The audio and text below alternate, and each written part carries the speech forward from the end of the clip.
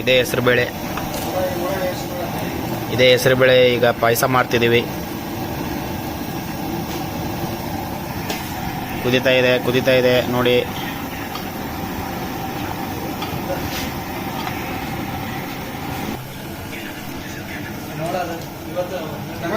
Friends, ಚೆನ್ನಾಗಿ ಅಳಗಾಡಿಸ್ಬೇಕು.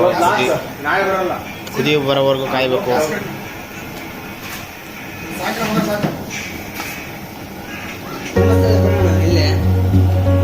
ಬನ್ನಿ ಸ್ನೇಹಿತರೆ, ಹೆಸರುಬೇಳೆ ಹುಗ್ಗಿ ಮಾಡೋಣ. ಮೊದಲು ಎಷ್ಟು ಹಾಕೋಣ ಹೆಸರುಬೇಳೆ ನೋಡಿ ಸ್ನೇಹಿತರೆ. ನಾವು 14-15 ಜನಕ್ಕೆ ಅಡುಗೆ ಮಾಡೋಕ್ಕೆ ಅರ್ಧ kg ಹೆಸರುಬೇಳೆಯನ್ನು ಹಾಕಿದ್ದೀವಿ ನೋಡಿ. ಈ ರೀತಿ ಸಣ್ಣಗೆ ಕುಚ್ಚಬೇಕು. ಅದನ್ನು ಈ ಕುದ್ದ ಮೇಲೆ ಮುಂದೆ ಏನು ಮಾಡ್ಬೇಕಂತ ಹೇಳ್ತೀನಿ. 15 ನಿಮಿಷ ಕುದಿಬೇಕು.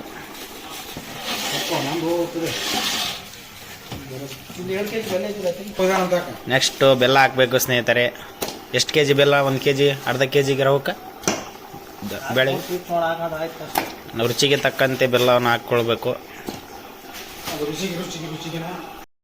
ಮೀಡಿಯಂ ರೇಂಜಲ್ಲಿ ನಿಮಗೆ ಎಷ್ಟು ಬೇಕಷ್ಟು ನೀರು ಹಾಕಬೇಕು. ಆ ಬೆಲ್ಲ ಕರಗೋವರೆಗೂ ಕಾಯಬೇಕು ಸ್ನೇಹಿತರೆ.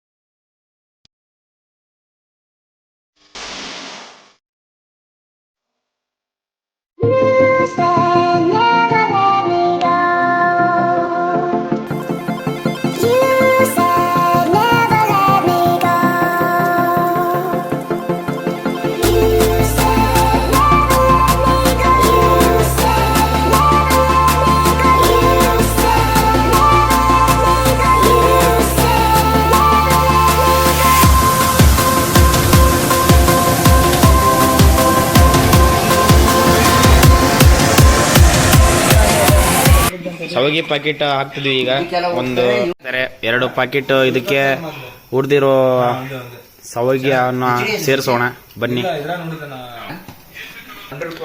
ಬನ್ನಿ ಸ್ನೇಹಿತರೆ, ಇದನ್ನು ಈಗ ಫ್ರೈ ಮಾಡೋಣ. ಫ್ರೈ ಮಾಡಿದ್ಮೇಲೆ ಅದಕ್ಕೆ ಸೇರಿಸೋಣ. ತುಪ್ಪವನ್ನು ಸೇರಿಸ್ಬೇಕು ಸ್ನೇಹಿತರೆ. ನೋಡಿ ಸ್ನೇಹಿತರೆ, ತುಪ್ಪ ಹಾಕಿ ಈಗ ರವೆಯನ್ನು ಶಾವಿಗೆಯನ್ನು ಕರಿಬೇಕು. ಶಾವಿಗೆಯನ್ನು ಕರಿಬೇಕೀಗ. ಇದಾಗಿ ಸೈಡ್ ತೆಗೆದಿಡಬೇಕು ಕುದ್ದಿರೋ ಹೆಸರುಬೇಳೆಯನ್ನು.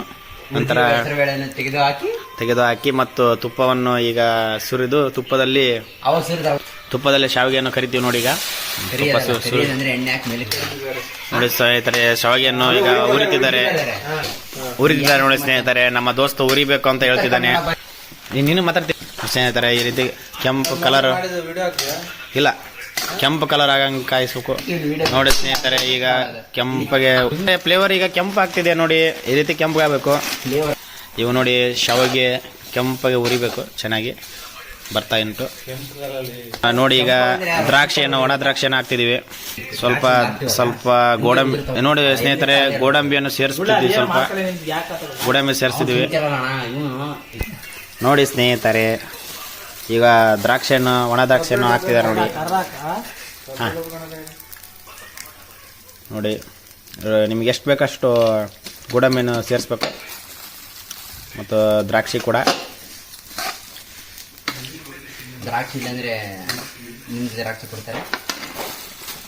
ಒಣ ದ್ರಾಕ್ಷಿಯನ್ನು ಸೇರಿಸ್ಬೇಕು ಸ್ನೇಹಿತರೆ.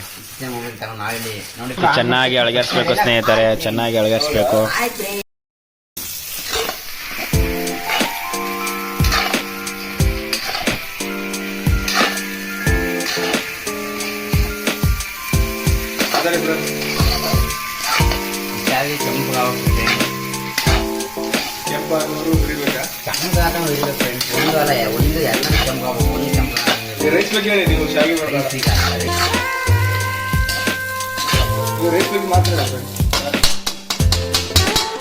ಸ್ನೇಹಿತರೆ, ಇದರಲ್ಲಿ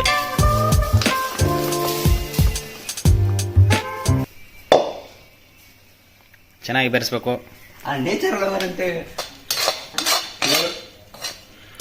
ಬೆರೆಸ್ಬೇಕು ಸ್ನೇಹಿತರೆ. ಚೆನ್ನಾಗಿ ರೀತಿ ಇಲ್ಲಿ ಅಳಗಾಡ್ಸ್ಕೋಬೇಕು ಹೊರಗೆ. ಚೆನ್ನಾಗಿ ಅಲ್ಲಾಡಿಸ್ಬೇಕು.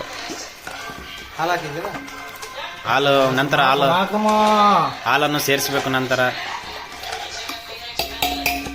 ಈಗ ಬಿಸಿ ಮಾಡೋಣ, ಚೆನ್ನಾಗಿ ಕುದಿಸೋಣ. ಬನ್ನಿ ನೋಡಿ. ನಾವು ನಂದಿನಿ ಹಾಲನ್ನು ಉಪಯೋಗಿಸ್ತಿದ್ದೀವಿ. ಅರ್ಧ ಲೀಟ್ರ್ ಹಾಲು ಹಾಕ್ತೀವಿ. ಅರ್ಧ ಲೀಟ್ರ್ ನಂದಿನಿ ಹಾಲನ್ನು ಹಾಕ್ತೀವಿ ನಾವೀಗ. ಬನ್ನಿ ನೋಡೋಣ. ರುಚಿ ನೋಡ್ತಿದ್ದಾರೆ ನೋಡಿ. ರುಚಿಗೆ ತಕ್ಕತ್ತು ನೀವು ಬೇಕಾದ್ರೆ ಬಾದಾಮ್ ಪೌಡರ್ನ ಸೇರಿಸ್ಬೇಕು. ನಿಮಗೆ ಇಷ್ಟ ಇದ್ರೆ ಅಷ್ಟೇ ಫ್ಲೇವರ್, ಇಲ್ಲಾಂದ್ರೆ ಬೇಡ. ನಾವು ನಾವೆಲ್ಲ ಇರೋ ಡಬ್ಬಿ ಫುಲ್ ಸೇರಿಬಿಟ್ವಿ. ಖಾಲಿ ಆಗಿತ್ತು, ಸ್ವಲ್ಪ ಉಳಿದಿತ್ತು. ಹಾಗೆ ಮೆಲ್ಲಕ್ಕೆ ನೋಡಿ ಸ್ನೇಹಿತರೆ, ನಮ್ಮ ದೋಸ್ತು ಚೆನ್ನಾಗಿಟ್ಟು ಖಾಲಿ ಡಬ್ಬಿಯನ್ನು ಹೆಂಗೆ ತೋರಿಸ್ತಿದ್ದಾನೆ ನೋಡಿ. ಪ್ರಾರಂಭ ಮಾಡಿದಾಗ ಏನು ಮಾಡಬೇಕಪ್ಪ ಅಂದರೆ ಹಾಲು ನೋಡಿ ನಿಧಾನ.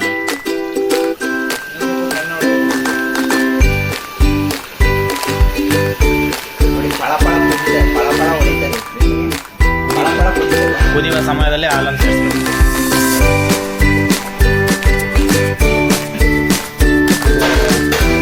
ಕೊಬ್ಬರಿ ಇರ್ತಲ್ಲ ಸ್ನೇಹಿತರೆ, ಕೊಬ್ಬರಿಯನ್ನು ಸೇರಿಸ್ತಿದ್ದೀವಿ ಸ್ನೇಹಿತರೆ. ನೋಡಿ ಪರಿಮಳ ಘಮ ಘಮ ಘಮ ಘಮ ಪರಿಮಳ ಬರ್ತಿದೆ. ಘಮ ಘಮ ಘಮ ಪರಿಮಳ ಬರ್ತಿದೆ ನೋಡಿ. ಈಗ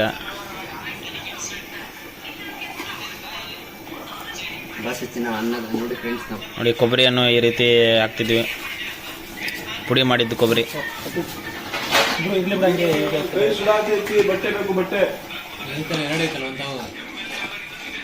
ಪುಡಿ ಮಾಡಿದ ಕೊಬ್ಬರಿ ಗಾಯ್ಸ್. ಇವಾಗ ಮುಚ್ಚಬೇಕು, ಒಂದು 5 ನಿಮಿಷ ಮುಚ್ಚಬೇಕು. ಇದನ್ನೇ ಸಂಪೂರ್ಣವಾಗಿ ರೆಡಿ ಆಯಿತು ಸ್ನೇಹಿತರೆ. ಇದೇ ಪಾಯಸ. ಇನ್ನೊಂದು ಇದ್ರದ್ದು ಔಟ್ಫಿಟ್ ತೋರಿಸ್ತೀನಿ ನಿಮಗೆ, ಔಟ್ಪುಟ್ ಯಾವ ರೀತಿ ಬರುತ್ತೆ ಅಂತ. ಮೇಲೆ ಬೇಕಾದರೆ ತುಪ್ಪನೂ ಸುರಿಬೋದು ನೀವು ತುಪ್ಪ ಬೇಕಂದರೆ. ಹಾಂ ಸರ್. ನೋಡಿ ಈ ರೀತಿ ಚೆನ್ನಾಗಿ ಪಳಪಳ ಆಗಿದೆ, ಚೆನ್ನಾಗಿದೆ ನೋಡಿ. ತಿಂದರೆ ಮಾತ್ರ ಸೂಪರಾಗಿರುತ್ತೆ ಸ್ನೇಹಿತರೆ. ಬೇಕಾದ್ರೆ ನೀವು ಆ ರೀತಿ ಮನೇಲಿ ಮಾಡ್ಕೊಳ್ಳಿ ಇದೇ ರೀತಿ.